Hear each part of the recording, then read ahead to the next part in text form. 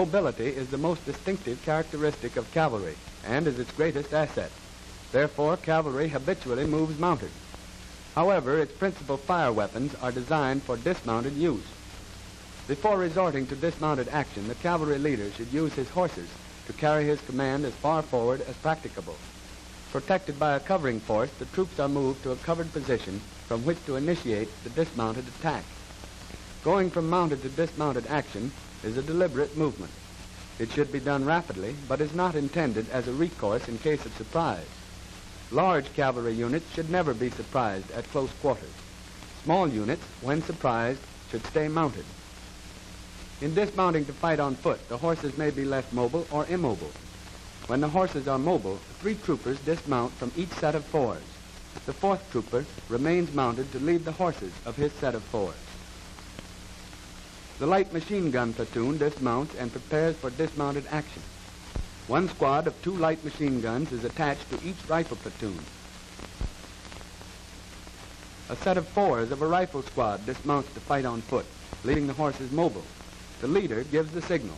Numbers 1, 2, and 3 dismount. Numbers 1 and 2 secure both reins behind the pommel by crossing the left stirrup over the horse's withers. Number 3 secures only his curb rein, passing his snaffle rein to number 4. Using the link strap, number 1 links his horse to that of number 2. Number 2 links his to that of number 3. Rifles are removed from the boots. When the link strap is not worn, the led horses of numbers 1 and 2 may be secured by fastening the snaffle rein to the halter ring of the next horse. The led horses of the set of 4s may now be moved as desired. Upon dismounting to fight on foot, the platoon commander and the platoon sergeant move quickly to the place where the dismounted platoon is to form. The platoon forms in column of 3s. The sergeant, file closer, is in charge of the led horses.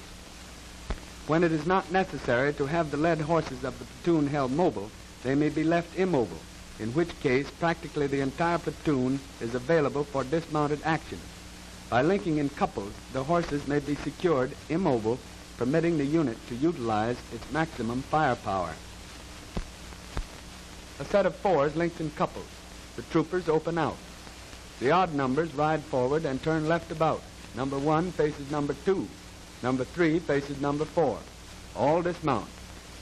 Each odd-numbered trooper leads his horse along the off side of the horse of the trooper which he faces. Each horse is then secured by linking to the cantle ring of the other horse.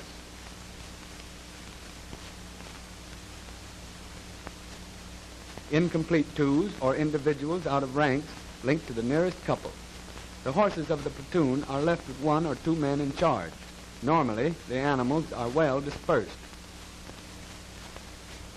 The horses may be secured immobile by circling.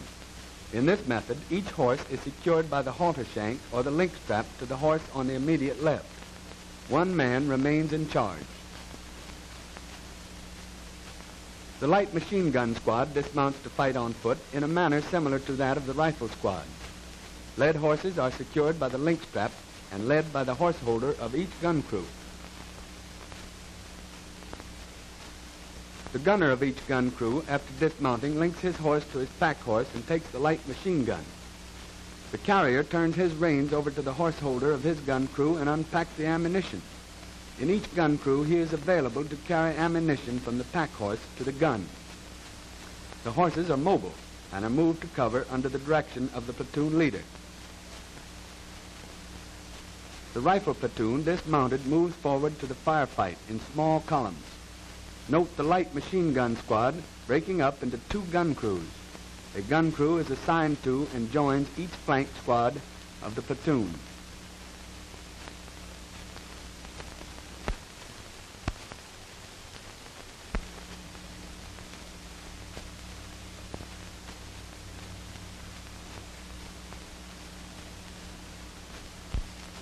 A red squadron is known to be a few miles north of Randolph. The 1st Squadron, 1st Blue Cavalry, is directed to cross the international boundary upon the outbreak of war with the Reds and to cover the advance of the 1st Division, which is to invade Red territory. The point of the advance guard moves by bounds. It is preceding the advance party by 300 to 600 yards. The advance party consists of a rifle platoon with its light machine gun squad attached. Behind the advance party is the main body of the squadron. The squadron mission is an aggressive one, and contact with the enemy is expected shortly. The march continues. Covered by the advance guard platoon, the squadron is approaching the crossroads north of Lusk. The blue point advances on another bound from cover afforded by a ridge. Approaching the next crest, the leading troopers are surprised by heavy fire from the front. They dash for the cover afforded by the roadbed. The volume of fire indicates serious resistance. The point is directed to assemble near its last objective. Accordingly, they gallop for cover behind the ridge which they have just left. Cover having been gained, the squad leader assembles his squad just off the road. He sends one man to inform the advance guard commander of the situation. The corporal gives the command to fight on foot. The squad dismounts, prepared to open the firefight with the Reds and to cover the head of the approaching blue squadron. Before committing his squad to action, the corporal crawls to the top of the ridge and makes a brief reconnaissance, after which he drops back to his squad. He commands range 700 yards. On the ridge to our front, about one platoon dismounted with machine guns. Cover the whole target. Follow me. The led horses held mobile are close by. Horse holders keep a sharp lookout to the front and flanks. Meanwhile, the advance party hears the firing to the front. The messenger from the point arrives. He tells the advance guard commander of the situation forward. The advance guard commander directs the platoon sergeant as follows. Lead the advance party forward at a trot to cover behind the ridge now held by the point. I am going on up to the point for reconnaissance. He then gallops forward with his orderly and the messenger. The advance party moves out at a trot. Arriving at the cover of the ridge, the advance guard commander dismounts at the location of the point's led horses. He turns his horse over to his orderly and hurries to the top of the ridge. Here he finds the corporal of the point. Together they go over the situation, noting the hostile dispositions and the terrain. Meanwhile, the advance party arrives. It is halted by the platoon sergeant, ready for action, mounted or dismounted. Having decided on dismounted action to cover the movement of the blue main body, the advance guard commander returns to his platoon and commands fight on foot.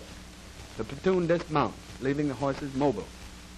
Due to the good cover, the led horses are left in their present position. The light machine gun squad, having dismounted, breaks up into gun crews, each crew joining its rifle squad. The lieutenant directs his orderly to inform the squadron commander of the situation. He then assembles his squad leaders and issues his orders. About one red platoon on the ridge to our front. It is probably the advance guard of the Red Cavalry, which is reported close by. We will hold this ridge by fire, prepared to attack in conjunction with the squadron. Range 700 yards. Each squad cover the entire target. Second squad on the right of the point. Third squad on the left of the point. Second and third squads protect the right and left flanks respectively by two-man combat patrols well out to the flanks. Open fire when ready. Led horses remain where they are. I will be near the center squad. Returning to their squads, each squad leader repeats the orders and checks the sight setting. Range 700 yards. The squads are then deployed in rear of the crest. They advance in thin lines to their positions, a few troopers at a time with wide intervals. Combat patrols move out to the flanks. The advance guard has now built up its firing line.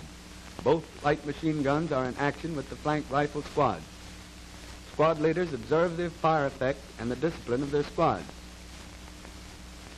The lieutenant continues his observation of the red line. He studies the effect of the fire of his platoon. His advance guard is now covering effectively the advance of the main body of the squadron, which is moving up at a trot. By holding the ridge, he is in a favorable position to support the attack of the squadron when it arrives.